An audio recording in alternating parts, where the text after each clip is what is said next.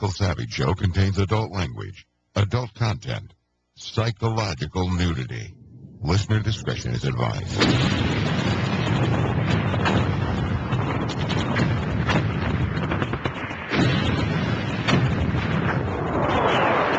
And now, America's most exciting radio talk show, The Savage Nation.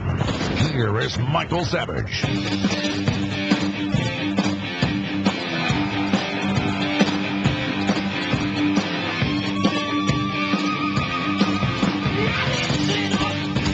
You're listening to an encore segment of Michael Savage.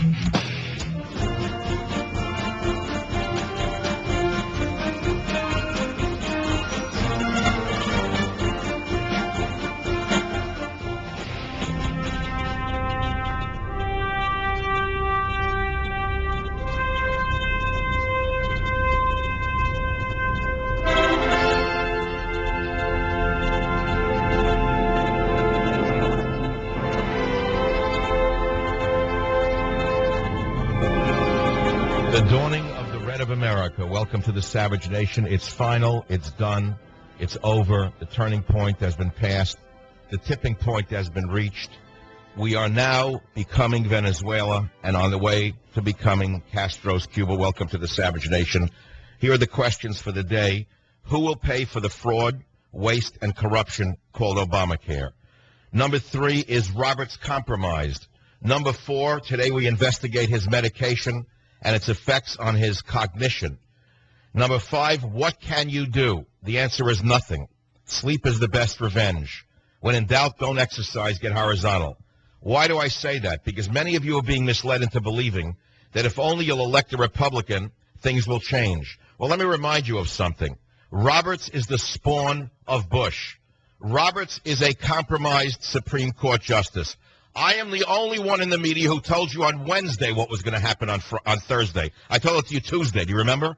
And the reason I saw it is because they telegraphed it. And how they telegraphed it was they let that compromised beast called Roberts read the opinion about legalizing amnesty for well over 1.2 million illegal aliens. And so I tell you again, ladies and gentlemen, we are now becoming Venezuela and on the way to Castro's Cuba. And all of you smart liberals sitting up there on your high horses, who is going to pay for the fraud, waste, and corruption called Obamacare? Do you have any idea what this is going to cost you? You haven't any idea. All you think is that it's a good thing because Obama wanted it. Well, let me tell you something else. Your life is over as you know it. America is over as you know it. So let's talk about the issues as they came down. Roberts himself compromised himself. That is clear. But Roberts criticized himself and has no logic in what he said. Listen to what this fool, Roberts, on the Supreme Court said. Here is what he said. He said that it is a tax. He said it's a tax, but it wasn't written as a tax. So if it wasn't written as a tax, how could he say it was a taxation that he was passing? It was clearly in the Commerce Clause. Listen to what Roberts wrote. He said the following, and I got to find it exactly so that we don't miss the statement. I don't have it right in front of me, I'll be honest with you. It's a very hot day. Possibly one of the most important shows I will ever do for you, because I will argue clearly for you that the individual mandate within Obamacare is not only unconstitutional, as I proved in trickle-up poverty, based upon the Schechter case, which was a clear repudiation of Obama's grandfather, FDR, in the 1940s. I am telling you that I know more about the law than Justice Roberts, because my mind is more clear. My mind is more rational. My mind is less juggled up with politics than theirs are. And I am telling you right now, Roberts is the reason this happened. Roberts is on medication, and we're going to prove it on this show. But the fact of the matter is, by forcing people to buy insurance, whether they want to or not, it will bankrupt America permanently. Who will pay for this? Who is going to pay for the fraud, the waste, and the corruption that is called Obamacare? You're telling me that they're going to control it? You mean the very same people who won't control the Medicare fraud, the Medicare mills that I've been pointing out on this show? Try the Medicare mills in San Francisco, and they won't even look at those. You're telling me they're not going to have fraud, waste, and corruption in this? You're crazy. Let me tell you something else. This is a national health care system. This is Castro care. This is what every communist dreams of. This is what every socialist dreams of. This is the pie in the sky that they all dream of, and he did it. And the reason Roberts voted with the psychotic Ginsburg, the incompetent at any speed because they don't have the IQ for it, Sotomayor and Kagan, put in there simply to be kangaroos on the kangaroo court. The reason Roberts did this is anyone's guess. So I'll ask you this. Here's the first question of the day, and no one can answer it. Do you think Roberts is compromised because the Chicago machine has something on him? Or, as I think, it is his medication that has affected his cognition? On the way to the radio station, I stopped off at the University of California Medical Center and visited a world-famous neurologist who I know. And we talked about Obamacare. He said to me, check out Roberts' history with epilepsy. I said, what does that have to do with his vote? He said, Michael, he said his cognition is affected by his epilepsy medicine. He said, the New York Times, he said, find the original article from the New York Times back in 2007 after Roberts was appointed. I said, well, why? He said, because after Roberts had a seizure, they implied in the New York Times that his medication for his seizure disorder will cloud his judgment and affect his cognition. They were afraid, in other words, that he would be too conservative.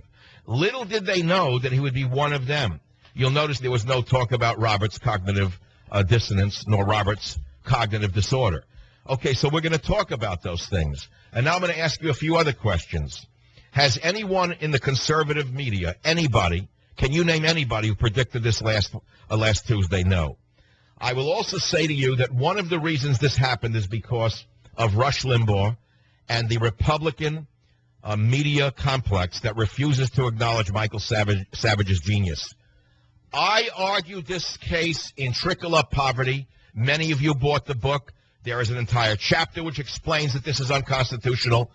But because of the jealousy and the hatred of Rush Limbaugh, mainly jealousy on his part, and the hatred of the conservative media for Michael Savage, the last original voice in this country, that chapter was not well read. That chapter was not well promoted. That chapter was not well discussed in the conservative media. I blame them as much as I blame the liberals. But there's no point in arguing about that. Let's ask you this question.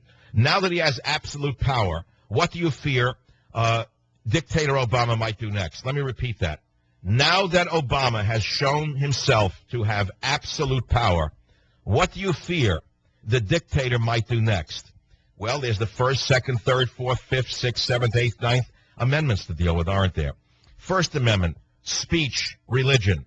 He hasn't meddled with that yet, has he? But he has a model for that. The model is Canada, the European Union, and the UK, where there is no First Amendment. Expect changes with regard to freedom of speech. Second Amendment, the big one, right to bear arms. Mark my words. Just as I told you on Tuesday, he would do this on Thursday, and I was right. Mark my words. When this man is reelected in the next election, which he will be, as sure as I'm standing here, you could see it in Romney's face. You can hear it in Romney's non-reactions. You can see it in the lackluster, do-nothing Republican Congress. When this man is reelected, he will take out the Second Amendment as sure as I'm standing here, because that's what liberals have wanted to do for well over 60 years. We'll also talk about the Third and Fourth Amendments later on. I'll ask you again, is Roberts compromised? Is Roberts' cognition affected by medication? And what will Obama do next? There's very little you can do right now. The whole concept of separation of powers is now dead in America.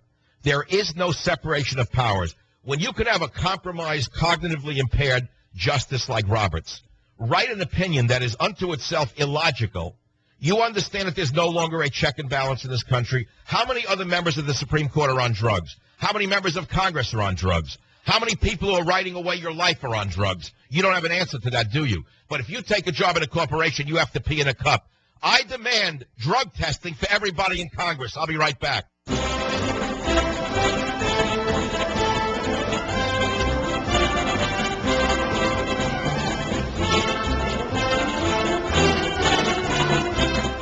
Look, before you get lost in the minutiae here, the fact of the matter is we are now becoming Venezuela and on the way to Castro's Cuba. I know how the far left thinks, and I know what their ultimate end game is. They want your guns, they want your freedom of speech quelled, and they want to own you from cradle to the grave. The keystone of all of this has always been nationalized health care. It's gone back to a very deep period of American history where let's not go any further than Kennedy. Nancy Pelosi had the nerve to say that Kennedy can now rest in peace because he finally will see from heaven that we have the nationalized health care he has dreamed of. Kennedy himself would be proud of this act. So how did it happen? How did an appointee of George Bush side with the most radical left wing of the Supreme Court? Well, first of all, don't be surprised by that, because I told you George Bush was a fiscal socialist in the latter years of his regime. But let's not talk about Bush right now. He's history. Let's talk about Roberts. I'm going to tell you something that you're not going to hear anywhere else, that you must pay attention to. It's well known that Roberts, unfortunately for him, has suffered from epileptic seizures. Therefore, he has been on medication. Therefore, neurologists will tell you that medication used for seizure disorders, such as epilepsy, can introduce mental slowing, forgetfulness, and other cognitive problems. And if you look at Roberts' writings, you can see the cognitive dissociation in what he is saying. And I'll read it to you. It's 2 paragraphs. Try to focus. In the ruling, the Supreme Court decided that the most controversial provision, the individual mandate, which makes you buy health insurance, is valid as a tax, even though it is impermissible under the Constitution's Commerce Clause. However, it was not written as a tax. So Roberts wrote this. He said, in this case, however, it is reasonable to construe what Congress has done as increasing taxes on those who have a certain amount of income but choose to go without health insurance. Roberts continues and says, such legislation is within Congress's power to tax. But he's following from a point that is irrational. Who knows the Congress? Wait a minute. When did Congress say this was about increasing taxes? Answer, never. Congress never said this was about increasing taxes. Roberts then goes on in his irrationality and wrote this, quote, the federal government does not have the power to order people to buy health insurance. He says that. The federal government does have the power to impose a tax on those without health insurance. But this wasn't about a tax. It was not written as a tax. It was clearly never a tax.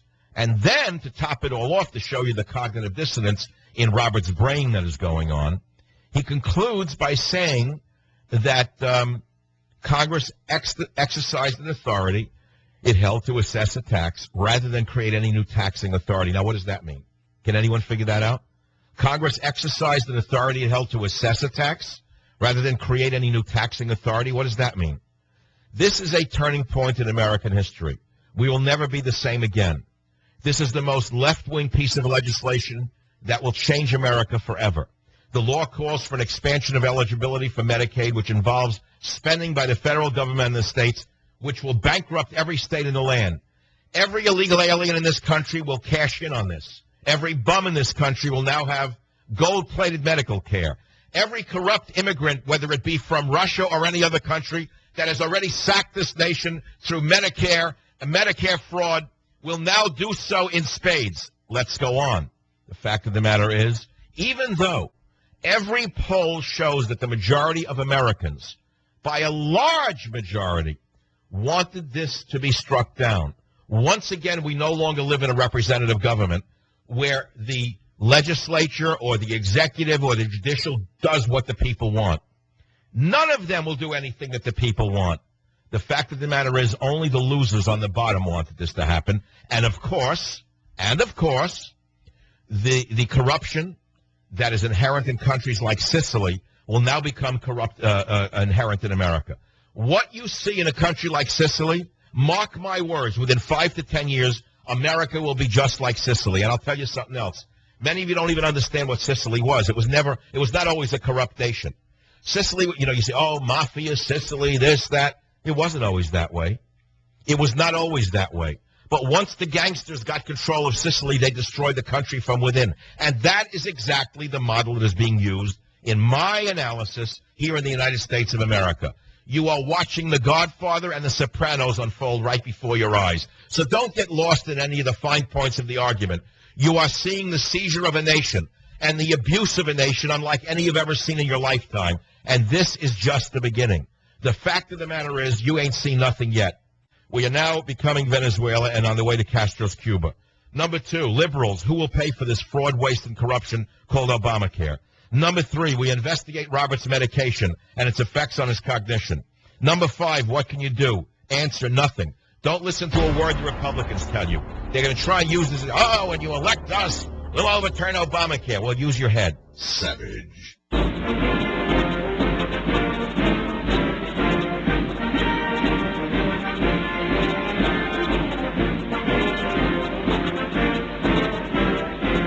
You're listening to an encore segment of Michael Savage.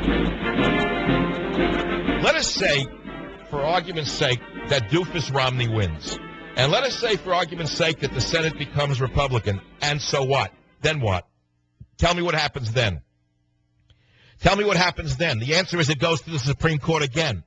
When some Democrat, let us say they eliminate Obamacare. So someone sues to reinstate Obamacare. It goes to the same clowns in the Supreme Court, same result. So don't listen to anything Rush Limbaugh tells you. He's just Clarabelle with a big, big horn, and he works for the Republican establishment. You have no hope.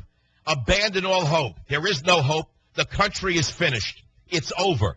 Obama just drove a stake through the heart of America. I'm not going to say the sky is falling. I'm going to tell you that the sky has fallen. Now, this is not the first president with such a centrist, centralized government, Leninist mentality. America saw the same sort of government intrusion in the 1930s under President Franklin Delano Roosevelt, perhaps the worst president in American history. Like Obama, FDR skillfully leveraged the crisis of the day to usher in a number of New Deal socialist programs.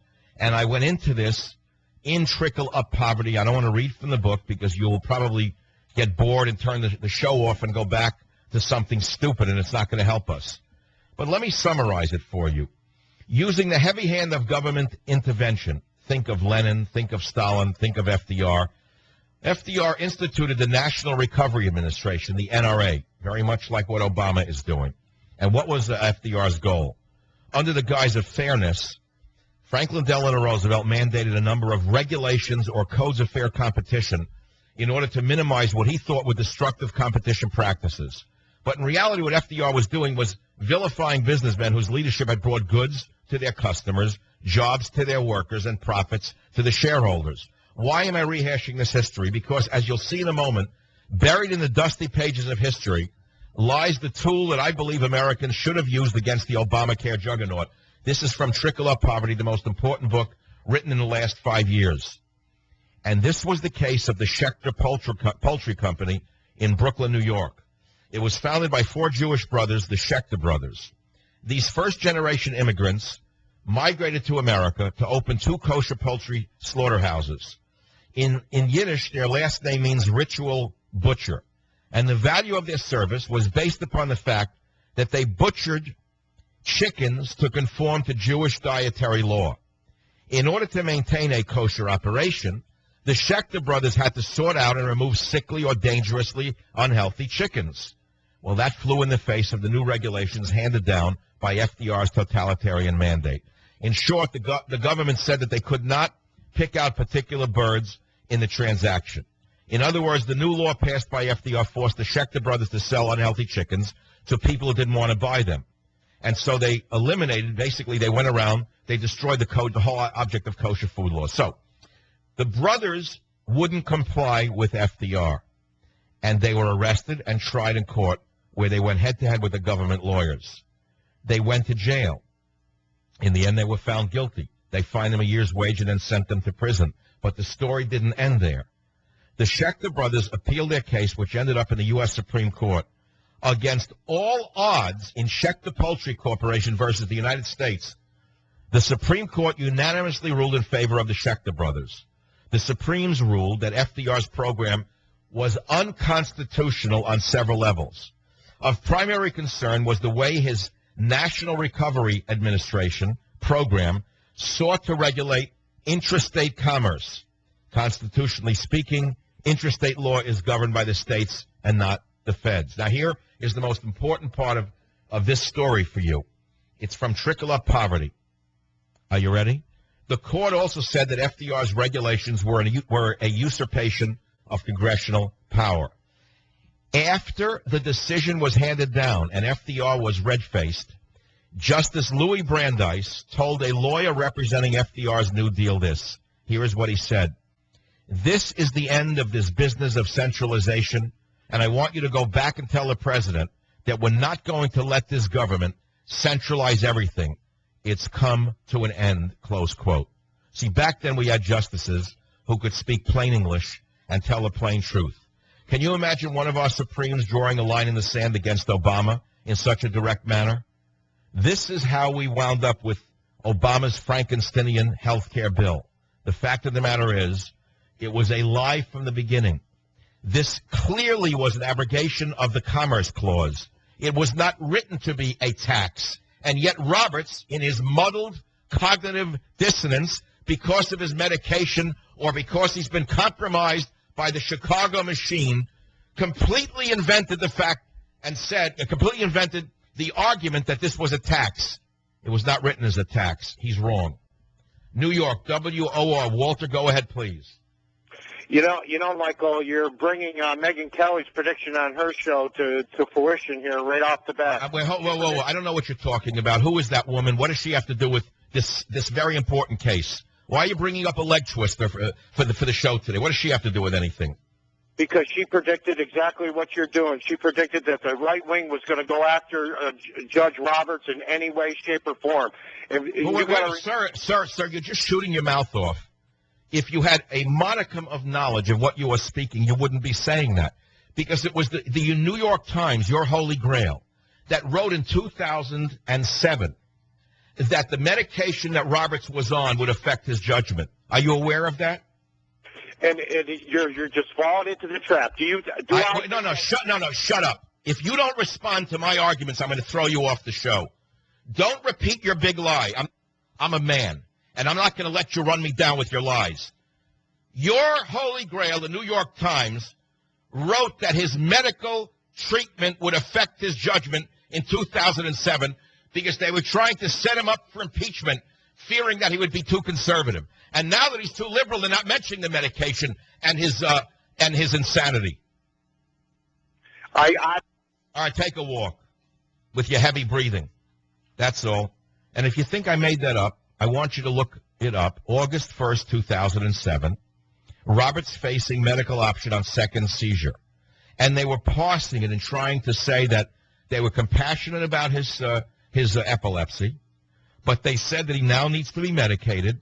And then the New York Times wrote, but the drugs can have troubling side effects, including drowsiness or insomnia, weight loss or weight gain, rashes, irritability, mental slowing, and forgetfulness. So they were arguing in 2007 that the medication he would be on for his seizures would affect his judgment. They were trying to establish that if Roberts was too conservative, they would try to argue he should be taken off the bench for medical reasons. But now that he's become a useful tool of the communist regime that is railroading America into the third world, suddenly there's no mention of his medication. I know just what I'm talking about. There is nobody smarter than Michael Savage in the media, and never forget it. Never forget that. I don't care whether there are bigger shows or louder shows. Nobody in this country has a better show in the mass media. Nobody knows what's going on more than I do. Nobody. It's the end of America as you know it. John in Connecticut, welcome to the Savage Nation. Hello, Michael. I completely agree when you say it's the end of America. We're washed up, and here's why.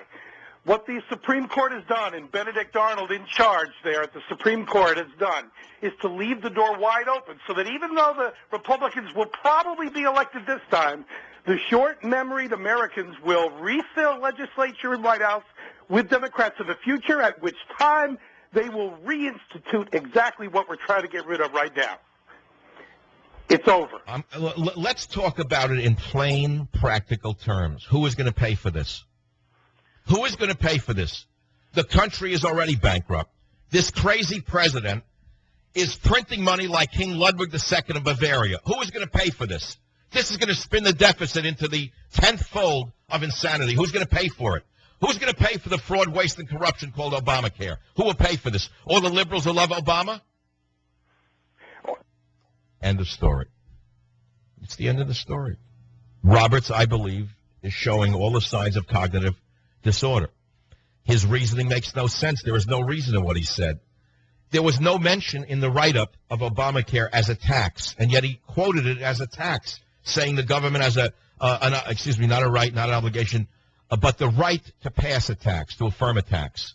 It makes no sense. He bent the law to comply with those who own him, or the man actually has no capacity for cognitive sanity, or something's wrong with this picture. Who is going to pay for this? New York, WOR, Steve, welcome to the Savage Nation.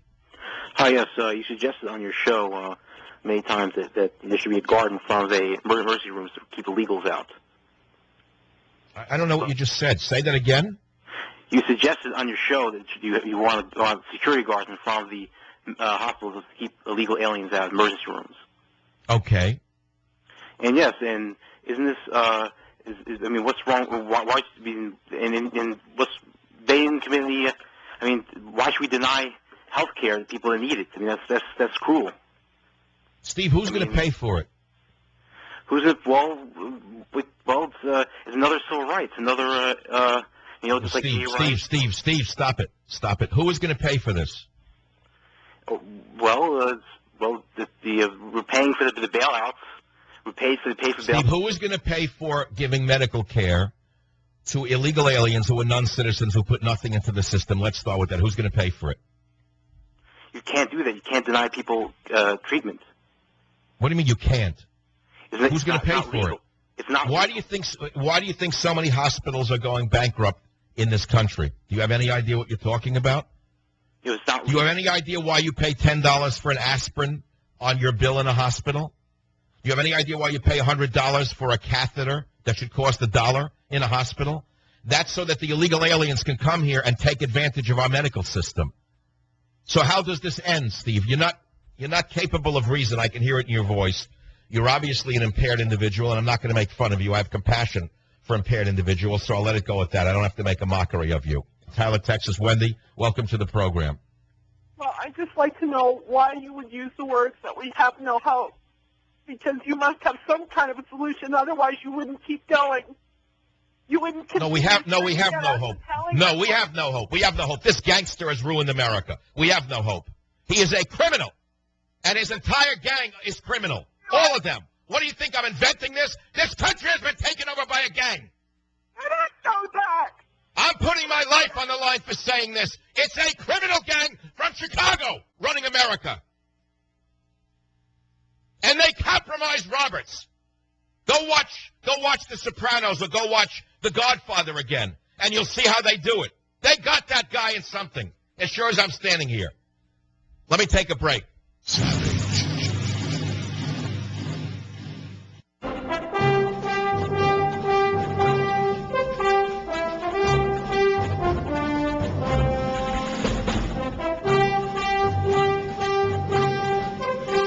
Talking about the stunning defeat for American liberty because of one man who was put in there by George Bush, who was a compromised president to begin with, a very liberal Republican. Roberts was supposedly a Republican appointee. That doesn't mean that he has to rule the way you want him to rule. However, there was no reasoning in what he said. It was a sloppy statement that he wrote. He talked about the Commerce Clause, then he said it was a tax. Well, it was not written as a tax. It was written as an extension of the Commerce Clause, and therefore the entire Obamacare should have been thrown out on a legal basis. So why did Roberts do this? That's the real question. The court has always been divided, but it's always been a close decision-making body, 5-4 this way, 5-4 that way. But we conservatives have felt for a long time we had the court 5-4. So why did he join the fanatics on the left like Ruth Bader Ginsburg, the former counsel for the ACLU, Kagan, unqualified at any speed, Sotomayor, unqualified at any speed? Why did he join them? There are only two explanations. Actually, there are three. One, because he doesn't understand what he wrote, because he's not that bright. Two, because he's compromised in some manner by the Chicago gang that we will never know. We'll never know. Or three, because the medication he is on for his medical condition may be affecting his ability to render judgments. Now, lest I not be misunderstood and attacked wrongly, I have to explain this again. The fact is that the man suffered from seizures. That's a terrible thing to suffer from. My grandmother suffered from it, and people should be entitled to relief from epilepsy. But back in 2007, shortly after he had been appointed to the Supreme Court by Bush, the New York Times, Dennis Grady, and Lawrence Altman published an article on August 1st, 2007, Roberts facing medical option on second seizure. And what they were arguing was the drugs he was taking or would be taking for epilepsy could affect him with mental slowing and forgetfulness. Now, why would they do that? Well, they were very clever. Being leftists, they're very smart. They weren't attacking him for having epilepsy. They weren't attacking him for taking medication, but they were implying that he might be mentally slow or forgetful as a Supreme Court judge, and they were setting him up for an impeachment downstream should he become too right-wing. But now that Chief Justice Roberts has shown himself to be a good internationalist, a good boy of the New World Order, a good stooge of the Bilderbergs, they will quickly forget what they wrote back in 2007. But I stick by my analysis and I stick by my questioning because it's not solely based upon my judgment and my analysis. I did my homework for you today. I didn't just come in to shoot my mouth off. And I consulted with one of the leading neurologists in the world who immediately referred me to Robert's medication and immediately referred me to the New York Times article. And so, ladies and gentlemen of the Savage Nation, I rest my case. And I go to you, the caller, and I ask you what you think today and how you feel today that we have become Venezuela and are on the way to becoming Castro's Cuba. And I would like to bring it to the next level because this is something that is going to come up anyway. Now that Obama has shown he has absolute power and that there is no separation of powers in the country because they own Roberts, what do you fear Obama, the dictator, might do in his second term? He's certainly not going to make any more waves in this term. I can guarantee you, after the granting of amnesty to over 1 million illegal aliens and the passage of socialized medicine, he is through in this term. He's through shaking the tree. The left loves him. And so he needs to win the center with his lies and with his help from Wolf Blitzer and the other vermin in the media. But in a second term, what do you fear this dictator might do next? Will he go after the First Amendment on freedom of speech? Will he go after your guns with the Second Amendment? Will he go after the Fourth Amendment on search and seizure? I will say this. The president has been very, very good with regard to the amendment that calls for a speedy trial, which I believe is the Fifth Amendment. I've seemed to have misplaced it, because the Fifth Amendment calls for a speedy trial, does it not? And what better do we see than the speedy trial of a missile launched from an unknown place to kill your enemy without a trial? If you want to see where this ends up, don't look to Europe. Look to Cuba, and you'll see the kind of medical care that we're going to end up with in this country in 10 years. You have clinics with morons for doctors. You have a lack of medication. You have a lack of equipment. You have a lack of hospitals that can really do the job, which is why Castro had to bring doctors in from Spain, or in fact go to Spain. That is what's coming in this country. And I'll tell you something else. The corrupt politicians who forced Obamacare down the throats of the American people by buying the votes. If you remember what Pelosi did with her big hammer, she bought the votes by spending federal money on projects such as Bridges to Nowhere with various and sundry Congress people. Those individuals have not thought this through, or have they? Have they thought about the trillions that can be made through the black market in this system? Have they thought about the trillions that can be made through the fraud, waste, and corruption inherent in Obamacare? You bet they have. And you bet that's exactly why they passed it. They care as much for individuals' care. They care as much for taking care of the poor as nobody on earth does. They don't give a darn about the poor. They care only about the inherent fraud, waste, and corruption that they're going to be able to dip their beaks into, in my opinion. 1-800-449-8255. Just remember what I said to you. Amendment 10, 10th Amendment to the U.S. Constitution. Bill of Rights, rather. The powers not delegated to the United States by the Constitution, nor prohibited by it to the states, are reserved to the states respectively or to the people. Savage. To flee or not to flee, that is the question. Welcome back to the Savage Nation. And the question everyone is asking is, how did a conservative justice appointed by George Bush wind up joining the most radical justices in history?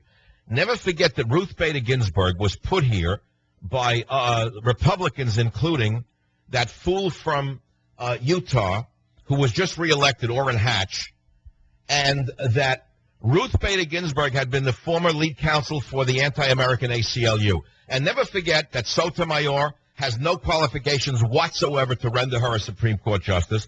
Kagan has no qualifications to lead her to the Supreme Court. How did Roberts wind up joining them is the question people of intelligence are asking right now. Well, there are many opinions. One is the Godfather opinion, which is that they got him in some compromised situation. They have it on tape, and they're blackmailing him. I don't know if that could be true or not. I have no way to know such things, nor can we even speculate on such an issue. However, what we can speculate on is what we do know. And we do know that he has a seizure disorder. We do know that in 2007, the New York Times wrote a quasi-smear piece on Roberts, August 1st, 2007, where they were saying that the drugs for epilepsy that he would be taking or was taking could result in mental slowing and forgetfulness. Now, why would they write such a thing? After all, liberals never attack anyone with a condition, nor do they ever question anyone on drugs. Why, Roberts? Because they were afraid that he would be too conservative, and they were setting him up for a possible impeachment down the line. But now that he's proven to be a good water boy for the Bilderbergs and the New World Order and the international socialist agenda, you're not going to hear much about that. In fact, you're going to hear me attacked. They're going to attack Michael Savage. They're going to make me into the devil for even asking the question as to what my drugs do to a person's thinking. Now, I will tell you that people are coming at this from different points of view, and that Michael Savage says Robert's epilepsy medication affects his cognition, has hit it on the big board. It's made it up to the Drudge Report. And the Drudge Report is flashing back to the New York Times article I just referred to. Quote, Robert's drugs can have troubling side effects, mental slowing, and forgetfulness. So it hit the big board, which means it's going to be discussed. We all know it's the biggest tax increase in history. We all know that this is an act of desperation on the part of Roberts. The question is why? And the only answer I can come up with is either he's compromised or he's not logical, and he may not be logical because of medication. And now I'll open it up to you, because people are saying to me, we are now Venezuela, or becoming Venezuela, and we're on the way to becoming Castro's Cuba.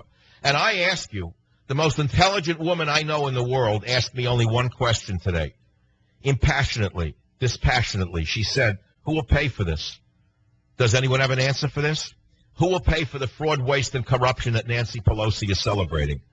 Who? Who is going to pay for the fraud, waste, and corruption that we know is going to geometrically expand in the medical system in this country? We all know about the fraud, waste, and corruption in this country. We know it whether it be one department or another department, but we know that the medical system is perhaps the most rife with fraud, waste, and corruption, because people are unlikely to attack anyone who takes a drug or says they're sick.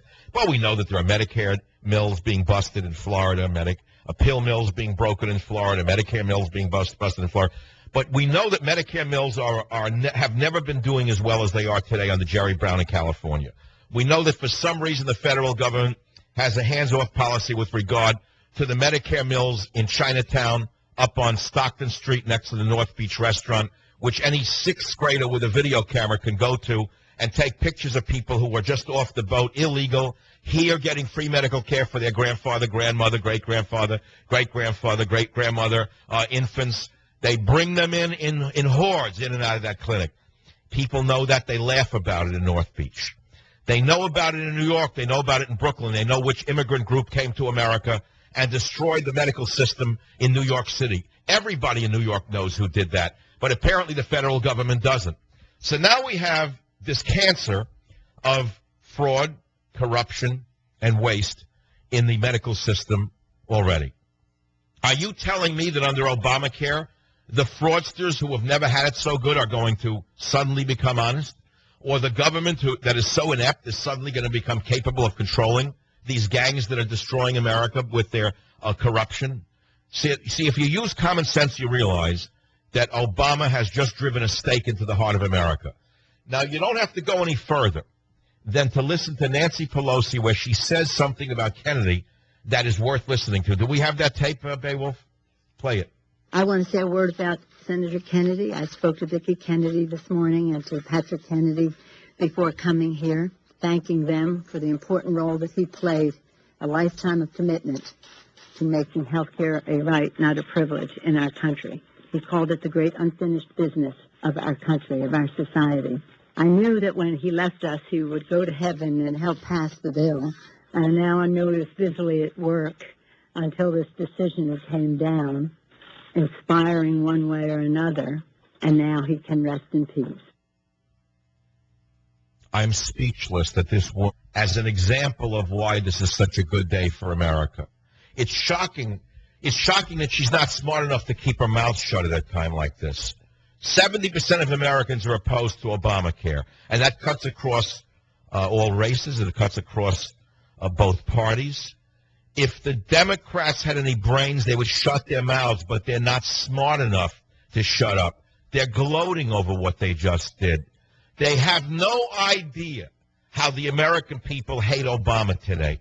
They have no idea what contempt they hold for Nancy Pelosi. Moreover, they have no idea how hated Kennedy is throughout America. None. And say that he's resting in peace in heaven and doing his work is astonishing. But it just shows you what we're dealing with here. Okay, so we'll move on to the callers. New York, WOR, Frank, go ahead. You're on the Savage Nation. Mike, this morning at 6:15 New York City time, when I heard the news and I was watching on TV, I was over the top like you are. However, there's a 3-hour difference which can go into 6 hours before the afternoon works out in New York. Every talk show host is against Obama and this health care plan. The Republicans have finally got a firm grip with an agenda to destroy... No. You've taken the Kool-Aid. You've obviously listened to Limbaugh, and you're repeating the Limbaugh Kool-Aid. No, you're mistaken if you think this is going to help the Republicans. That's what the Republicans want you to believe, Frank. They want you to believe that now that Obamacare has been passed, now they're going to win and they're going to save America. You actually believe that? Obama, and he'll be destroyed in November. You're wrong. You're wrong, 100% wrong. And never forget that Roberts was appointed by your boy George Bush. Never forget he is the spawn of Bush. Roberts is the Frankenstein of George Bush. The fiscal socialist George Bush. So there's another Bush spot now already telling me that if they only vote for Romney, all will be well. No, I don't believe this at all. Let's go to another caller. Sacramento, Marco, you're on the Savage Nation. Go ahead, please. Yeah, Mike, first of all, I don't call him Obama. I call him Oduche. Next, I bounce around a lot on the radio listening to the golfer, the sheetrocker, the guy with the squeaky voice. They were all saying that this would not pass, et cetera, et cetera, et cetera. The other day when you said you found out that Roberts was the guy who was going to read it, right there and then you said it's a done deal, it was over. You said it before anybody else knew. So, Michael... I'll tell you why, because I'll tell you this, because my ear is to the street, and I also have the best stethoscope on the heart of America in the media. I knew what was coming, and this is only the beginning. Obama is now plotting as to what part of America he can dismantle next. Let's not forget what this anti-American president has already done.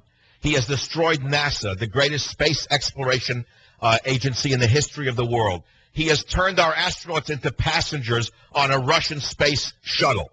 He has downsized the military. Shall I go down the list? I will go down the list. He was commander-in-chief when 23 brave Navy SEALs were killed by being put into an old, slow-flying helicopter. There's never been an investigation. Shall I go down the list? The fraudulent solar company contracts. Shall I go down the list? There's no end to the corruption of this president. He has gotten away with virtually everything he has wanted to get away with. And he's only just begun, and he's a young man, and he will eliminate term limits in the second phase of his regime. The next regime, the next 4 years, he and his cohorts will wipe away term limits, possibly with an executive order. He will be president for life. You say it can't happen here, and I'm telling you it is happening here. And I'm telling you I'll be right back. this is the end of medical care in America as you know it. The quality of doctoring is going to go to the floor. And the medicine that you are used to receiving, the quality of drugs, the quality of medical care, will slowly diminish over the years to the point where it's no different than that in many other countries. Now you say, come on, don't be so despairing. Look, it's logical. The fact of the matter is we've had the best medical care in the history of the world, which is why people flew here from around the world. No one flies to Havana for medical care. Nobody flies to Caracas for cardiovascular surgery, and so forth and so on. They've always come here because it's the best medical care in the world. And it's interesting to me that socialized medicine is very appealing to the betas and the gammas in the medical world. In other words, the poor doctors, not bad people, but the ones who are jealous of the true alphas in medicine have always liked socialized medicine, in my knowledge. The guys who really could never become the great loved the idea of a government-funded and a government-mandated healthcare system along the lines of the ex-Soviet Union. I remember when I was a youngster in Queens College, when I first learned that doctors in the Soviet Union were ill-paid and that they were paid less than a teacher, I was shocked because in America, the doctor was held up almost as a god in my day, right? The years of education, the skill required to become a doctor was overwhelming. And so when I heard that a doctor in the Soviet Union was not respected, number one, a teacher was respected more, and a doctor was paid less than a teacher, I couldn't believe it. But as I got older and I went on in school and I went here and there, I ran into other people along the way. And the most shocking next juncture in my life was at a university where there was a constant rally at the East-West Center in Hawaii by a communist doctor who kept putting on rallies for communism, socialism, and he always went to Cuba. He was constantly going to Cuba, and he was talking about the wonders of Cuban medical care and how great it would be to have Cuban medical care here in America. It turned out he was a drug addict, and he was stealing from the infirmary his doses of morphine. And then I knew somebody who was kind of not a bad guy, a jealous guy, but not that smart. And he went back to medical school late in life, and then he boasted that he was a protege of this guy who was stealing medicine. And then he became another hack doctor somewhere in one of the systems here in the Bay Area. No doubt because he got free medicine, a big Obama supporter.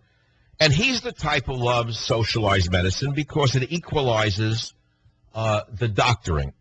He was never going to be one of the greats. He would never be one of the alphas. He would never be up there in the higher end of any aspect of any of the specialties in medicine. So for him, a socialized medical system was a good thing because he'd be equal to all of the other betas and gammas never approaching an alpha. There'd be no alphas left in medicine. Sacramento, Aaron, welcome to the Savage Nation. You're on the air. Hi, Mike. I just had to call you when I heard the decision because you were the first thing that popped into my mind.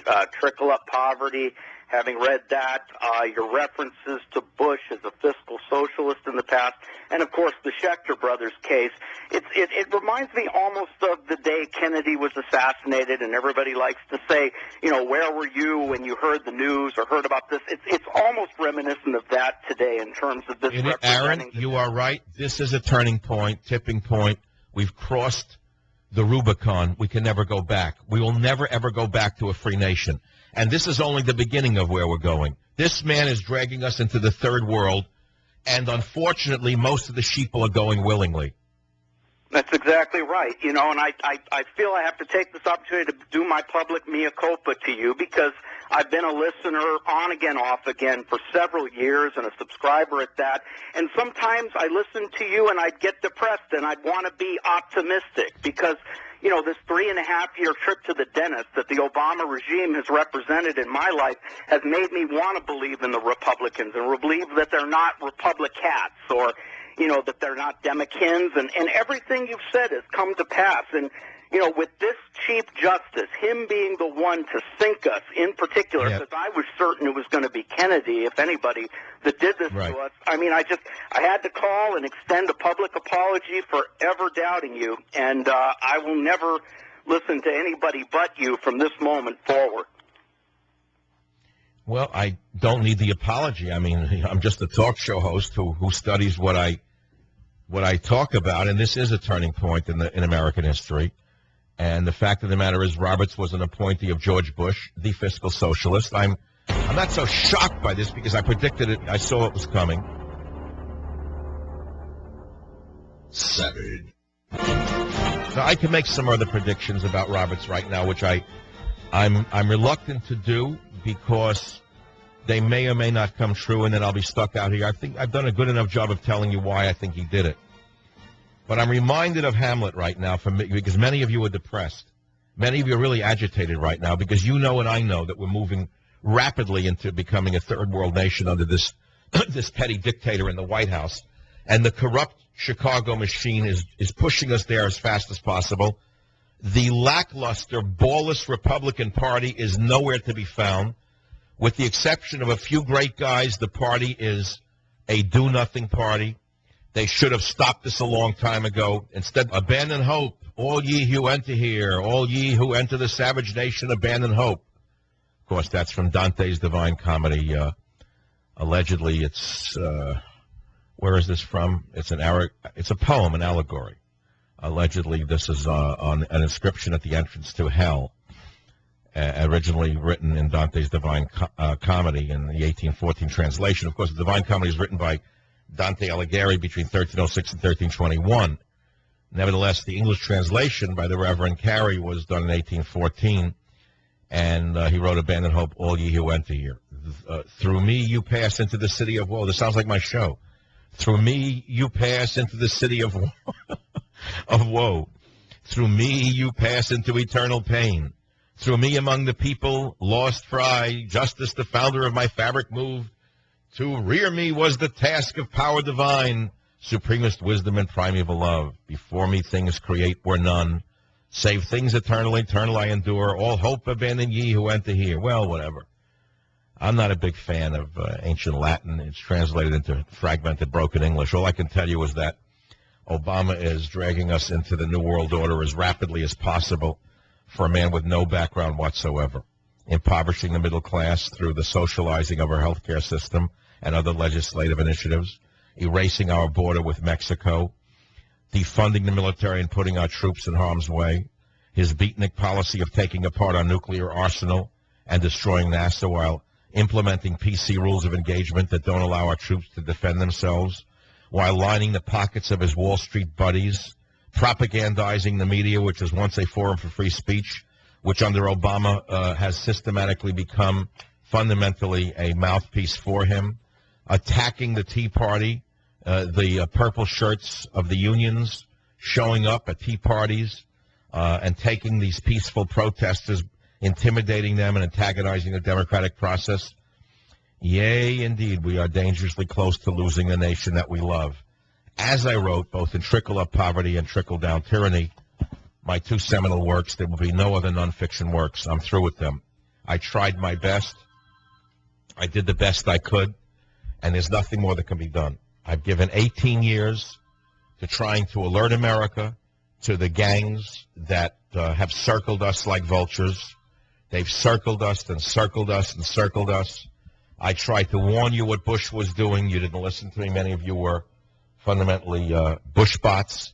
You didn't like hearing when I told you that Bush was a fiscal socialist. And yet I'll remind you that Bush expanded the federal government to an entity larger than the three previous administrations.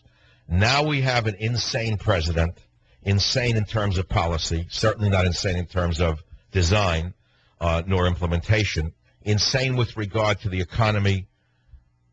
How much is the debt right now? Does anyone really know what trillions this man has printed? Does your dollar have any value? Does anyone know where this ends? And now today is the final stake through the heart of liberty in America. What will come next will be an attack on doctoring itself. What will come next will be a call for the unionization of all doctors and all other medical personnel, along the lines of the ex-Soviet Union, where doctors work for the state. And that will eliminate the greatness that we see amongst doctors and the superb care that we have in this country. New York, W.O.R. Marina, welcome to the program. Thank you, Dr. Savage. I wanted to call you. Your opinion matters greatly to me. I've been listening to you for a little while now. I run a psychiatric practice, and we're really small. And today a lot of my friends are celebrating, and I wanted to ask your opinion. What's going to happen to small little offices like ours? What's going to happen to small offices, not big hospitals, but doctors who really want to, cure their patients and, in the same time want to make money? Well, how are you going to make a living? Obama's not going to let you make a living commensurate with the years you've put into study, is he? Exactly. Well, that's my question to you. So what friends would be celebrating this? You mean fellow doctors who don't understand that this is the end of the medical system that we have in this country? What are they, doctors or nurses or what? No. These people aren't doctors or nurses, and that's why that their opinions matter to me. The lower level, of course, would celebrate this because that's who it's for. It's for the lowering and diminishing the lowest. Look, Obama keeps appealing to the lowest common denominator. Obama appeals to the worst amongst us. Obama appeals to the laziest amongst us. This is like a classroom which has a spectrum of intelligent children in it, mediocre children in it, unintelligent children in it, and bad children in it. This is the equivalent of a teacher who takes the entire classroom down to the lowest common denominator. That is what Obama does because he's a demagogue. That's how demagoguery works. They appeal to the lowest level because that's where the majority of people are. Instead of telling the lowest level of people, this is the way to behave. Instead of saying to the lowest level of people, here is how you should behave, and holding up people who have succeeded as the role models, Obama attacks the successful people and tells the people on the bottom that they're the real good ones and that they're only on the bottom because the people on the top took it from them.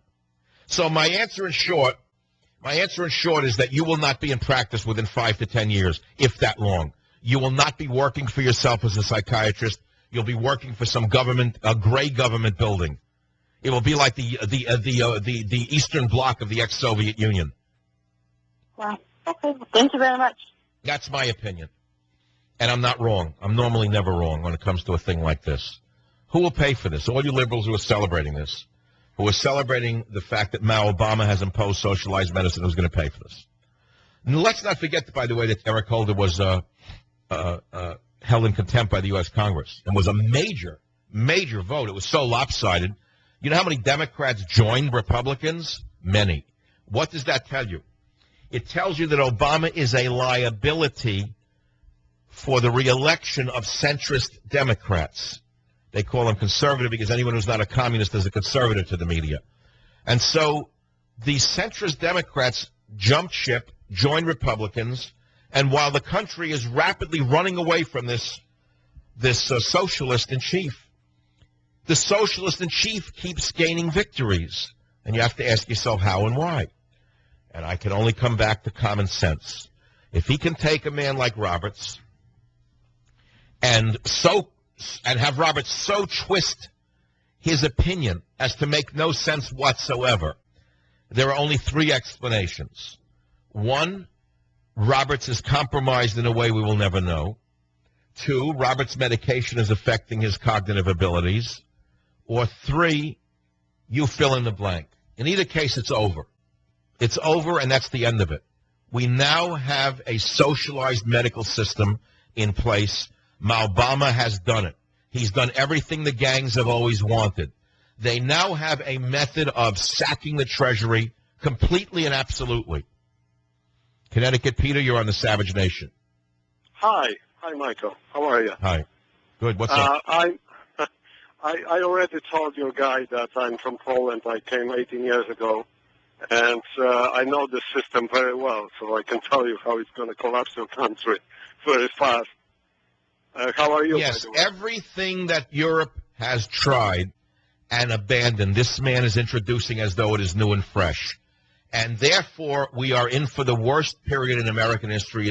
The worst period in American history is yet to come. I believe anything is possible under this gang. And I believe that they would welcome it because it will give them the power that they've been seeking, which is absolute power. And you know and I know how gangs work, don't you? You know how communist governments operate. They look for pretexts in order to take more power from the people. That's right. That's what it is. That's what it is. That's what it is. Omnis relinquite spes ovos entrantes. Abandon hope, all ye who enter here. Omnis relinquitis space ovos entrantes.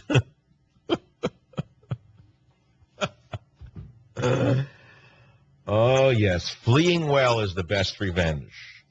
To flee or not to flee, that is the question. If only there was somewhere to flee to. To flee or not to flee, that is the question. I've actually thought of moving back to the land of my father's ancestry. Would you believe I believe that I have a better chance of freedom in the Soviet Union than here with what's coming? I know that's crazy under Putin. But it seems to me that Russia has more freedom in some ways than America does under this gang. I've never seen anything like this. So what will he go after next? Tell me what he'll go after next. The First Amendment, Second Amendment, Third Amendment, Fourth Amendment, Fifth Amendment. Let's start with the first, freedom of speech, freedom of religion. Well, let's look at freedom of religion, because as I pointed out to you, Obama has already carved out certain religious sects as being exempt from Obamacare. As I pointed out to you last year, he used certain religious groups in order to get the votes necessary to shove Obamacare down our throats. He announced that there are individual religions that will not be required, people or members of these religious groups will not be required to buy health care insurance. There will be exemptions. And I believe one of them, with the Amish, will be exempted from it, for example. There were many other religious groups that were told that they would have the right to opt out of this care. So I had suggested to you at the time as follows. I said, use religious freedoms to challenge Obamacare. Use religious freedoms to challenge Obamacare.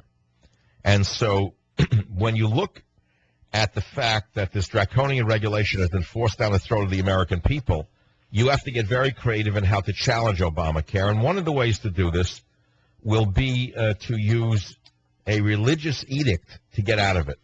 For example, I'll ask some questions. There are so many people, by the way, exempted from the system right now that there'll be very few people left to pay for Obamacare. I think there are now 700 groups exempted from Obamacare who've lobbied their way out of it. So let me ask some questions. Will religious Jews be forced to pay for medical care on Saturday, the Jewish Sabbath, on which they are not allowed to receive medical care? Or they will be exempt from 1/7 of the mandate? 2, will Obamacare pay for religious circumcision, which Jewish and Muslim families reject? 3, devout Muslims are not supposed to be in the presence of alcohol. Does this mean that they won't be able to participate in an Obamacare program which covers alcohol swabs? Well, you say, okay, this is ludicrous. Well, nothing's ludicrous. Look at what the president just did with a ludicrous law called Obamacare. Look at the ludicrous opinion of Justice Roberts. What is ludicrous? Ludicrous is what doesn't pass as law. What passes as law is no longer seen as ludicrous to those who wanted it. So there's many ways that you can get out of this, and one of the ways is to declare yourself to be Amish, for example. You could say you're Amish and they don't have to buy it. You could say you're a Mennonite and you won't have to buy it. I don't have the list of those who were exempted, but there are many ways that you can get out of, you can declare your business to be a certain religion, for example, and that you're opposed to a socialized medicine. So if you think that this is a done deal, yes, it is for the average person. But there'll be many people who will get out of this, as many have done already. 1-800-449-8255. One message to take home from today's program, and that message is who will pay for this. I don't care whether you're a liberal or a conservative or an undecided. Ask yourself who will pay for it. The country is bankrupt. King Ludwig Obama is printing money as rapidly as possible to the point that we can't even calculate what the deficit actually is. This now will quadruple, 7 times, 10 times the national deficit. What will it actually do? Nobody knows. But we do know that when you grant unlimited care and unlimited services, which includes, by the way, children up to the age of 26 in a household, a bunch of drug addicts sitting at home with a hairnet and going out to parties at night, according to Nancy Pelosi, are now going to be saved with a medical system that will now treat them as children. Tell me what this will cost this country. Rehab? Do you have any idea what the rehab racket cost this nation? Do you have any idea that half the rehab companies are run by drug smuggling operations that have set up front companies as rehab companies? Have you read that story anywhere yet? That rehab is now a bigger business than drugs itself? Who do you think owns the rehab companies? Who do you think sells drugs inside the rehab companies? You think there are no drugs being sold inside rehab clinics? Then you know nothing about this country. It's hollowed out. It's as though the disease has spread to an extent that is so systemic now that it's almost impossible. You almost have to let the disease run its course. As in other corrupt nations that have that have found themselves to be corrupt, the corruption becomes so endemic and so widespread. It's like an epidemic. As an epidemiologist, if you don't treat an epidemic, actually, it'll usually burn itself out. But you have to let it run its course. It's like a fever. You have to let the fever run its course. However, this is a young president, and this fever of Obama has not yet run its course. It's only begun. And I fear that in the next 4 years, he will declare the term limits to be unconstitutional with the stroke of a pen, and he will be president for life. We'll have something like Papa Doc Duvalier here in 20 years. So when this disease actually will burn itself out is anybody's guess. It will eventually burn itself out. One day, and it probably will not be in my lifetime, we'll have America again. And everything we're about to go through, the hell that he is dragging us into, has been tried before and rejected by the Soviet bloc. We've not yet gone down that road. Here we are. Here we are. Abandon hope, all ye who enter here. I'll be back. Savage.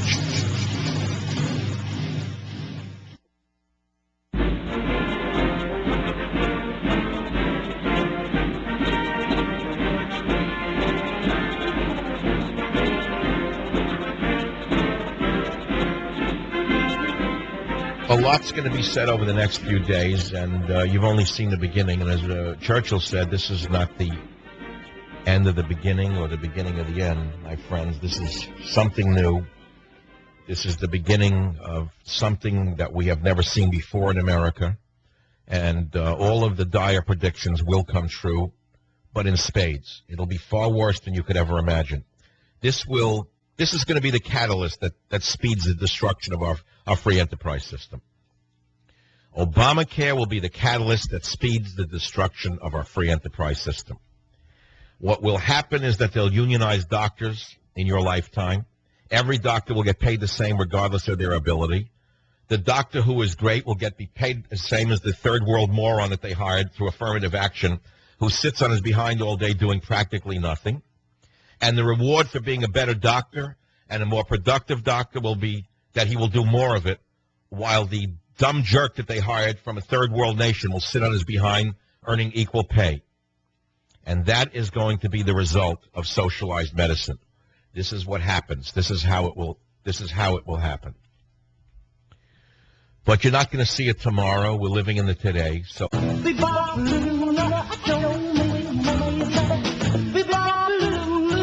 it is the Savage Nation. CNN sinks to 21-year primetime ratings low in second quarter. Welcome to the program. Now, I'm reading that coming off its worst primetime rating in 20 years in May, CNN has taken another big ratings blow, registered to its lowest rated quarter in primetime since 1991. Now, we'll talk about it for a minute. What does it tell you that this liberal sinkhole, CNN, has sunk to a new low in ratings? Answer: that America doesn't buy Obama's crap anymore, that Obama and the liberal media are finished, but you wouldn't know it. And the reason you wouldn't know it is because the Republicans are not seizing the moment. The Republicans are not telling you that the country has moved to the center right. The Republicans are not telling you that Obama is a liar and a communist. The Republicans are letting him get away with every damn possible crime you can imagine that a president has gotten away with in our country. And the fact of the matter is, when you see CNN sinking to a 21-year low in ratings and then sinking again because they have nothing but propaganda around the clock. For example, let's take Wolf Blitzer, the greatest shame since Seltzer.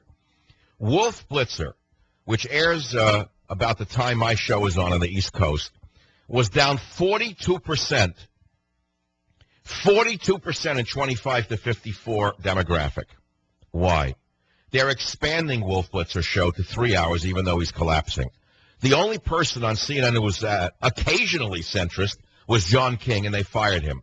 Then you have a show that debuted in October a thing called Erin Burnett out front. They got some dits from Nowhereville, went down 45% to 25.54. Then they have the slimy limey who should be sent back to London, Piers Morgan tonight, which was down 33%. Who would watch that slimy creature? And wait, it gets even worse. Anderson Blooper, the man who got excited because of all the young guys in dungarees in Egypt, screaming about the Arab Spring as though it was the greatest thing since the American Revolution. That moron, that mindless fool, Anderson Cooper, took a double hit, down 23% in 25 to 54, and its 10 p.m. show down 44% in viewers. So I could ask you a question. What jobs should Wolf Blitzer and Anderson Cooper take after they're fired from CNN? Answer. I'll give you some solutions, some possibilities. Wolf Blitzer, for example, for his sterling coverage of Iran, could become the personal assistant to Ahmadinejad or Assad. Anderson Cooper could become Obama's ice cream man. I'm open to your questions. 1-800-449-8255. Here's a very serious and tragic story out of San Francisco. This is the sickest city in the history of the world. I want to explain something to you before I read this story. The San Francisco Board of Supervisors, who should all be arrested, condemned me 3 years ago for daring to speak out against the DREAM Act. They passed a proclamation condemning Michael Savage for standing up to the hordes of illegals outside a radio station I was then on for daring to say certain things against the DREAM Act. The very same San Francisco Board of Supervisors gave a proclamation declaring a pervert a great human rights advocate. This man, Larry Brinken, was arrested. Larry Brinken, veteran gay rights advocate, Larry Brinken was arrested in connection with felony possession of child pornography. Wait, because when I read this story to you, you're going to cry to believe human beings would do a thing like this. But you're not going to believe the rest of the story. We've investigated this, and these accusations are now under investigation, meaning that they have not yet filed charges against this man. That means that he is being protected by the city sewer. The sewer pump in San Francisco is protecting this man. Let me read you the story. Larry Brinken, age 66, worked for the San Francisco Human Rights Commission before retiring in 2010. He was arrested overnight but not indicted. They're still reviewing the case. Where is the FBI? I asked this question, where is the FBI? Well, what did he actually do? The accusations are as follows. Here it is. They say Brinken had porno images, some that appear to show children as young as 1, 2, and 3 years old, according to a search warrant served by San Francisco police. Right? Representatives of American Online contacted authorities after coming across the email attachments from one of its subscribers' accounts containing what they believed to be child porn. The L.A. Police Department, which was assigned to the case, traced the IP address associated with the account, Zach3737 at AOL.com, to Brinken, a San Francisco resident, according to court records. So the L.A. police did the right thing. They forwarded the case to the corrupt San Francisco Police Department. The corrupt San Francisco Police Department then said they have not yet filed charges. They're waiting to see if it's true. So let's look into this. Let's look into it. The police execute a search warrant. They seize 2 laptops, a desktop computer, videos, a floppy disk, and thumb drives from Brinken's home. During his 22-year tenure at the Human Rights Commission, Brinken was best known for being a champion of equal rights for gays and lesbians. He helped craft San Francisco's groundbreaking Equal Benefits Ordinance, which became a national model for workplace equality. Upon Brinken's retirement, the Board of Stinkervisors approved a resolution declaring the week of February 1, 2010, Larry Brinken Week in San Francisco. The Board of Stinkervisors said his dedication to advance the civil rights of all people has never stopped. Apparently that civil rights did. Former supervisor Bevan Dufty, one of the worst forms of humanity to have ever been born of a woman, who authored the resolution, said Monday that he was shocked to learn of Brinken's arrest. He says, I have admired and respected his work for the LGBT community. I respect and am confident that there will be due process. Brinken did not respond to requests for comment Monday. So I ask a question on the Savage Nation today. A man is arrested. Let's put aside his work. Let's put aside his sexual orientation. A man is arrested for possessing pornography of the most vile kind involving 1- and 3-year-old children. And he has not yet been indicted. The San Francisco DA's office, perhaps the most incompetent and corrupt DA's office in the world, I would think you can get more justice in Syria than you can in San Francisco. The man has still not been indicted. So I'm going to ask a question. Where is the FBI in this? I have sent this article to contacts I have in the media who I trust, and I've asked them to ask the FBI why they have not stepped in. We'll update you as the story emerges. We have a few questions on the table here, some funny, some not so funny, and we'll take your calls in a moment. Again, this is the Savage Nation. I'd like to hear a little music before I go to the callers. So let's hear a little Bye Bye Love by the Everly Brothers as I drink my tea and I ponder the depths to which humanity will go before it is finally stopped. The free fall of the sewer pipe has not yet been seen. Hello, loneliness, I think I'm gonna cry. Bye-bye, love. What should the punishment be for someone who trades in pornography of babies 1 to 3 years old? Let's make it simple. What should the punishment be for someone who actually has traded in pornography involving 1 to 3-year-olds? How about that? Does that work for you? And tell me why the FBI hasn't stepped in the sewer of San Francisco. New York, WOR Jim, go ahead, please. Hello, Michael. I'm on the east side very often, and I go by Ludlow Street. Do you know the address of where your father's store was? 137 Ludlow Street was the address. Yes, and a real treat's coming for those who attend my event on September. That story about the kids got me sick. I mean, frankly, I told it to a woman. She got sick. She said, "You're not telling me that men do that to 1 to 3-year-olds." I said, "Yes, there are men who are that sick." She said, "I don't want to hear the story." And frankly, I've been sick all day reading it because I can't believe it. But I don't think the average person who listens to, the average person cannot comprehend the baseness of the human condition. You know, what's done to babies is about as low as it comes. But if you actually knew what people are capable of doing to other people if they're not restrained by the police, I don't think you could get up in the morning. All I can tell you is this. If you don't protect your children like a hawk, you're inviting trouble. On the way to work, I saw some kids selling lemonade on a corner in a suburban street in Marin County. And the nice woman I was with from El Salvador driving me said, "Why do the mothers let them sell lemonade in the street? What's wrong with the mothers?" I said, "The mothers are drug addicts. They're blondes. They have nice bodies. They live in nice houses. They have, quote, nice husbands. They have shiny cars. And they have nothing between their ears. The mothers are on drugs. The mothers are on alcohol. The mothers don't have the slightest idea what's going on in the world around them. Protect your children, for God's sakes. There are evil people out there looking for them." I'll be right back. We're talking about a cover-up emerging in San Francisco. We're talking about CNN's collapse in ratings. We're talking about various and sundry other topics here on the Savage Nation. They're not all pleasant, by the way, but I am not a Republican. I'm a talk show host, so don't expect Republican how to win friends and influence people kind of malarkey from me, because you're not going to get it. I never believed in those kind of books of how to win friends and influence people. I mean, I don't go out of my way to lose friends and not influence people, but I don't believe in the malarkey. So now let me recommend a movie for you, since we're talking about horrible crimes. Here's a movie that's a 10 out of 10 that you never heard of.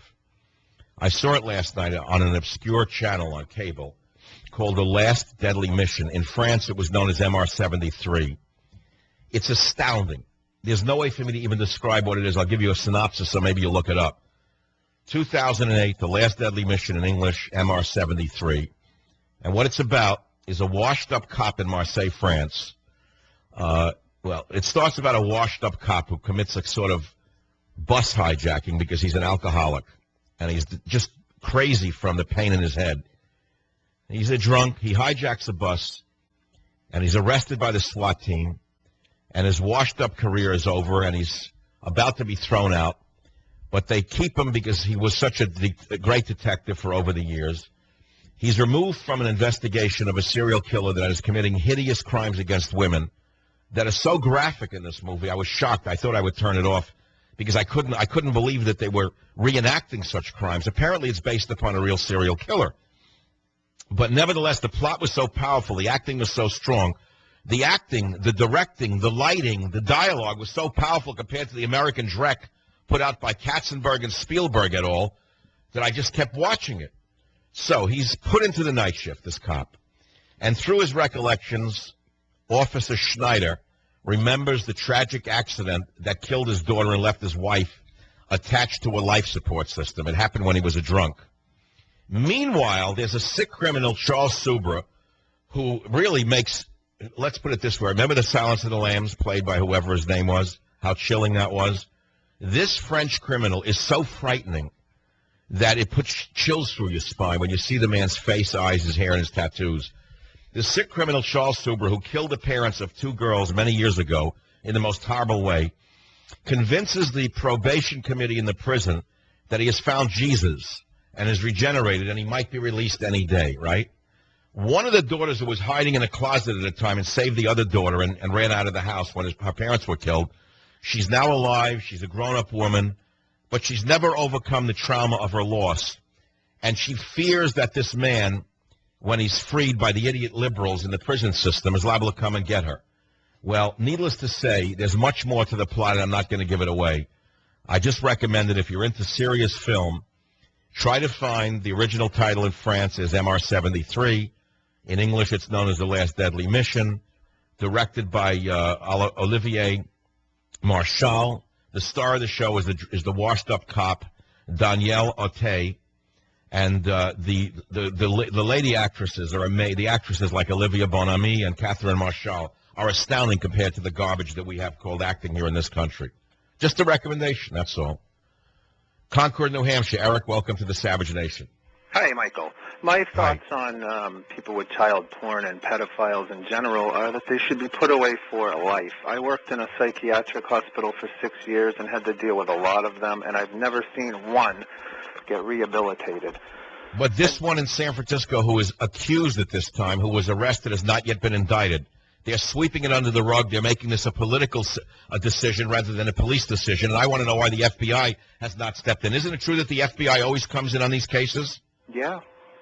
The other thing I've noticed about pedophiles, they're a lot like alcoholics. The people around them enable them to behave this way. Stay on the line. I want to know more about it. People want to talk to you if you worked in a nut house. We'll be right back.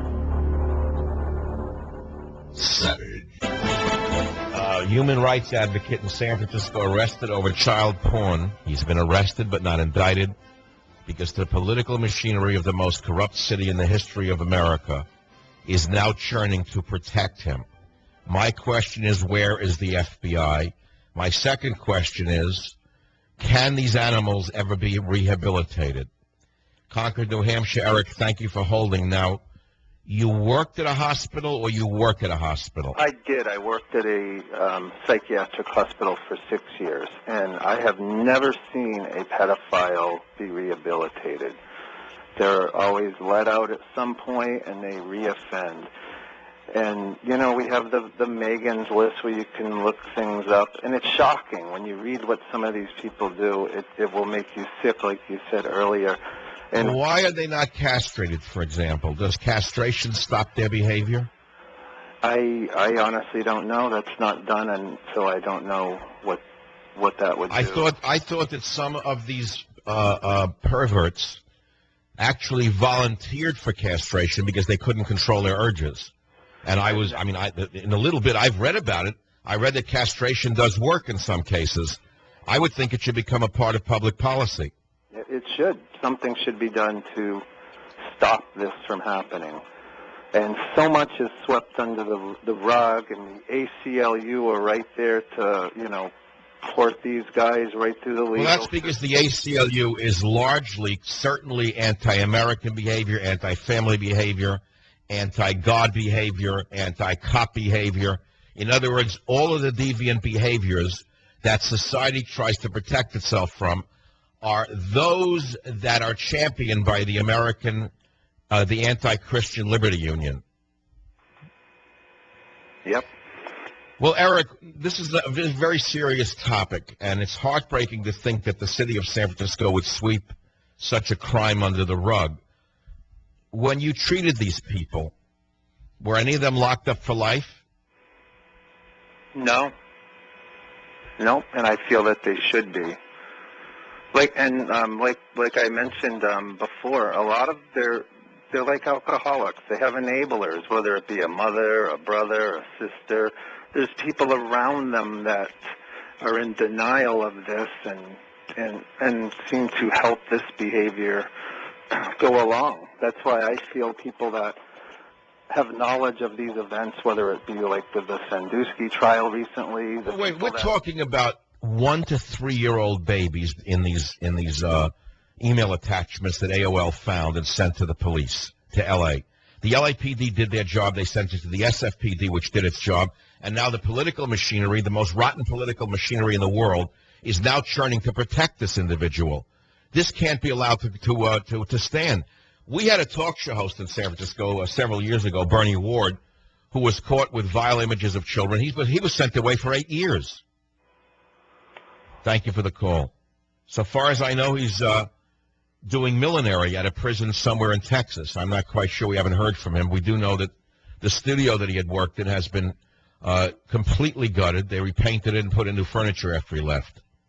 1-800-449-8255, Massachusetts. Walter, welcome to the Savage Nation. Hi, Michael. I'm calling on 2 points.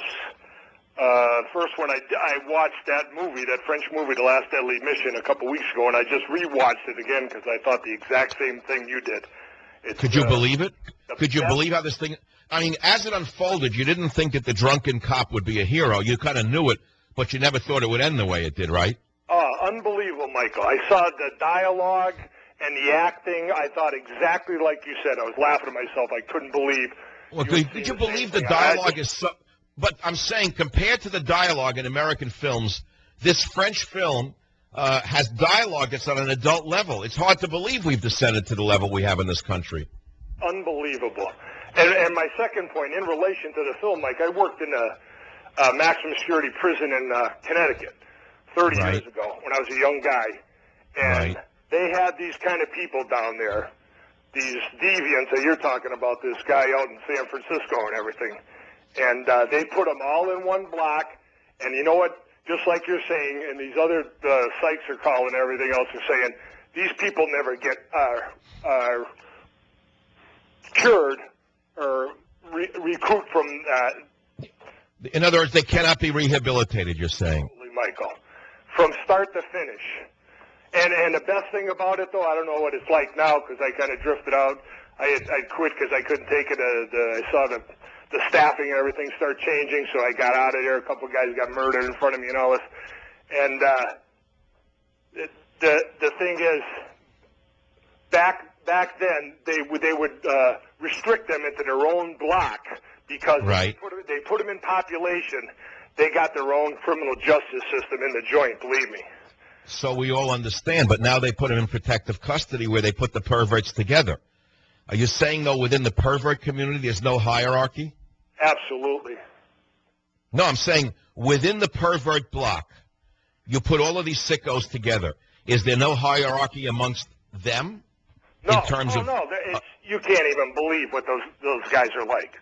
People are like they say, Mike, that old saying, all the tough guys are either dead or in prison. That's exactly true because they have to keep those people away from everybody else in general population because they wouldn't last 5 minutes. Or the beauty, I even remember some specific incident, and they would purposely put them down in like the toughest block. You would not believe the beatings these guys would get. That's when America was safer, is when people like this were treated like that. But because they're being coddled by liberal psychiatrists and liberal so-called prison officials, the streets are unsafe for little children. Yep. All right, I think we've said our piece. There's no point in laboring on this. We do know that the criminal justice system has been taken over by the loony bin, fundamentally the loony bin. But trust me, if you don't pay your library fine, the SWAT team is liable to come down your chimney. 1-800-449-8255. This is the Savage Nation. I can't say we're talking about a very pleasant topic.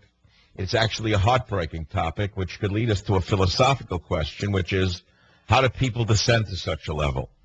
Which leads us to another question, which is one I've wanted to talk about for years and only did once in my 18-year career, which is this. Do you think some people are just born evil? Because I do.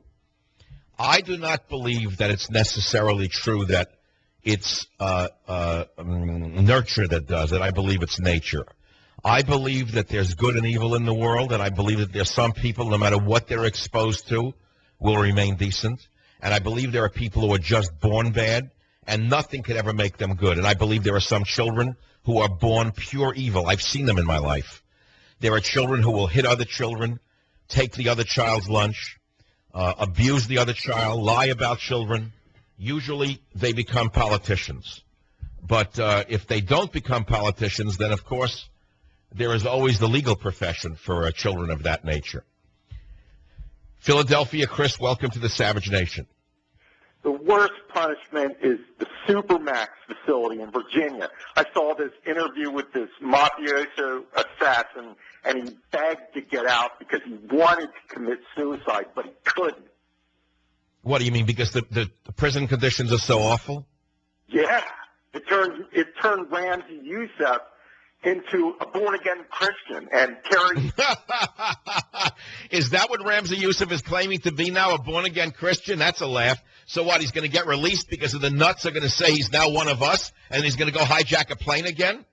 He went nuts. I'm telling you, it's worse than the death penalty. I wouldn't say he went nuts. I think he's very smart to play the game of I became a Christian in prison. That's that's like a get-me-out-of-jail card. All you got to do is claim you found Jesus, and they let you out of jail. To commit another crime again, or to start a church and mulk the public. Are you kidding me? What could be better? What a two for that is. You get out of jail and you start a congregation and you mulk the idiots who believe that you're now a holy man. Yeah, okay. I'm a cynic, I guess. Always have been. What else is in the news? Let's see. Oh, God, now Turkey and Syria. How can a president and an administration get away with screwing up the Middle East like this? And Romney says nothing about it. This is the greatest screw-up in foreign policy in modern American history, where you have an Islamist regime taking over Egypt, which was our ally, and Romney doesn't say a word about this. It's astounding, isn't it? Well, that's the world we live in, apparently, and I can't change it. All I can do is talk about it and hope that you'll do the right thing when the time comes. Gerald in New York on WOR. Go ahead, please. Yeah, hi, Michael. Talking about the CNN plummeting ratings, I'm happy to hear that. But my question is, how is it that when I'm in Miami and Kennedy and Los Angeles, on every television there's CNN? How did they get such a contract? Is that what's supporting the minimal ratings? Well, how about this? I was at a gas station 2 weeks ago, and while I'm pumping gas, there was Wolf Blitzer putting out his propaganda in the gas pump. They put the TV in the gas station. Look, the biggest story is not so much that the CNN has sunk to its 21-year low. It's that what does this indicate about the American electorate?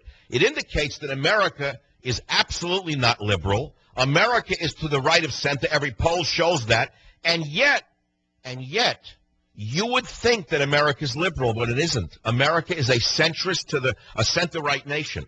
All you got to do is look at the ratings of Fox compared to CNN, and Fox is a liberal Republican outlet. You know that, and yet they do a better job than CNN or MSNBC. Thank you for the call. I'll be right back.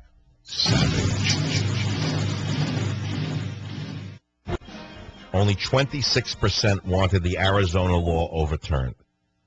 And yet, Obama and his liberals on the Supreme Court, including Justice Roberts, who are always suspected, by the way, of being a closet liberal, overturned the Arizona law 3 out of 4. It wasn't enough for the illegal mafia. The illegal mafia is now saying that the one part of the law that was left is not good enough, and they're going to overturn it when they take over the country after Obama's reelected. But remember, only 1/4 of those polled wanted the Arizona law overturned. See, a government's supposed to be representative of the people, not representative of the special interest nor of the non-citizen. But we live in a new world order. You understand that? Hillary tied to new Muslim Brotherhood president. That's right. Old Hillary. Old pantsuit herself. Tied to the Muslim Brotherhood. That's right. And how is she tied to the Muslim Brotherhood? Well, Abedin, the mother of Hillary Clinton's chief of staff, remember her? She was married to Representative Weiner of the notorious Weiner fame. Well, the mother of that wife reportedly served in the women's division of the Muslim Brotherhood alongside the wife of Egypt's new Muslim Brotherhood president.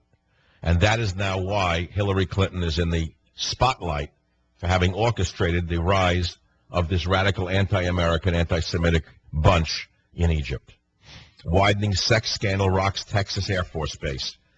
Now, what this is a witch hunt against men in the Air Force to destroy the Air Force, as you well know.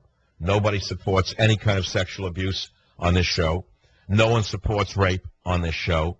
But you and I both know that one of the major goals of the left is to weaken the military, if not outright destroy it. What better way than to claim that everyone's being raped in the military? Here's another shocker for you, except for those of you who know who Jimmy Carter really is. Jimmy Carter has accused the Obama administration of human rights abuses. Jimmy Carter apparently has been drinking too much strychnine and may have been bitten by one of the snakes that his sect waves around in their religious fervor. But he's now accusing America of human rights abuses. It gets worse. National Security Advisor under Obama eyed as the leaker. Remember that? The leaker that came out last week? They think they know who it is. Obama wants more people on food stamps. They've been running ads on the radio telling people to get more food stamps. From the Wall Street Journal, Obamacare dollars funneled to Axelrod's ad firm. How do you like that? Ethically rotten in the White House? Nah. From the London Daily Mail, BBC admits the coverage of the Arab Spring was overexcited. I guess they got excited by the same images that excited Anderson Cooper. They thought it would be an Arab Spring. How come I'm the only one who knew it would be an Arab winter? And BBC says our coverage of the Arab Spring was overexcited. Head of News admits reporters may have failed to explore both sides of the story. How come Michael Savage saw it for what it was right from the beginning? How come the entire BBC was led down this blind alley? How come 2/3 of the footage that was sent out was user-generated by the Muslim Brotherhood, and I saw it, but they didn't?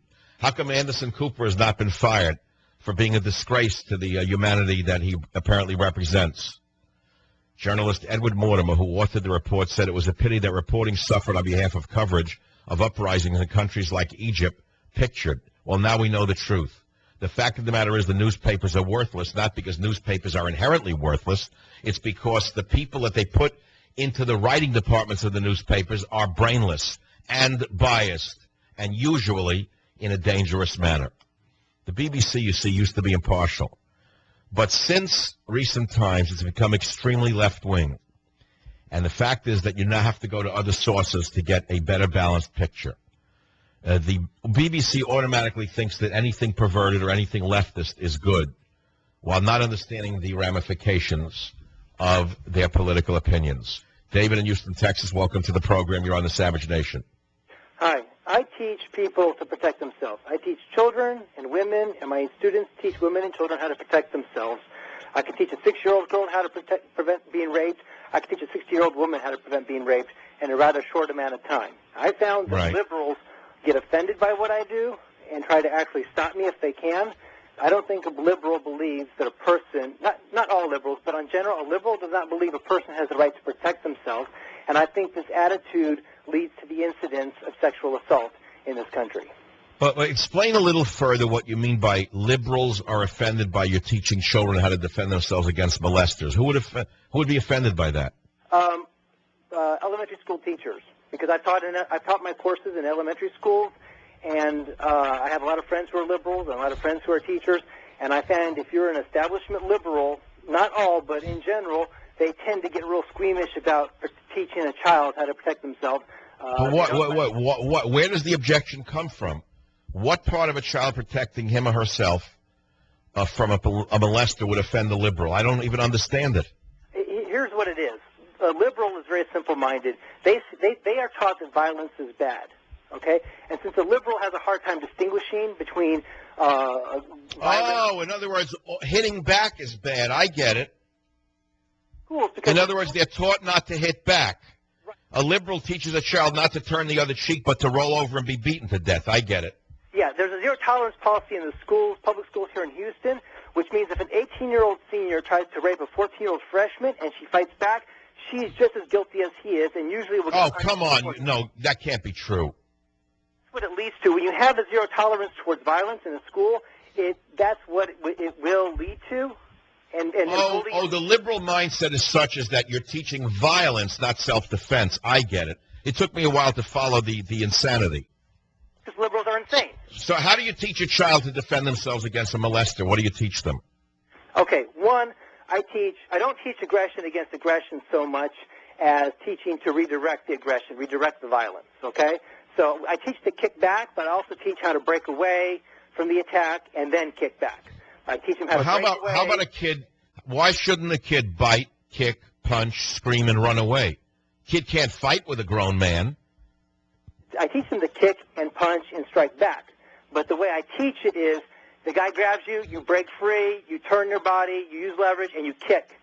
So I teach. Yeah, but little kids would be in a panic if a man grabbed them. They wouldn't even be able to think unless you put them through this training over and over again until it became a part of their motor memory. They would not instinctively wouldn't know what to do. They would panic and freeze up, wouldn't they? No, because I have a special method of teaching. I've had children and adults both, girls in elementary school and women, who after only a few lessons, after like 5 or 6 hours of training, have successfully fought off an attacker.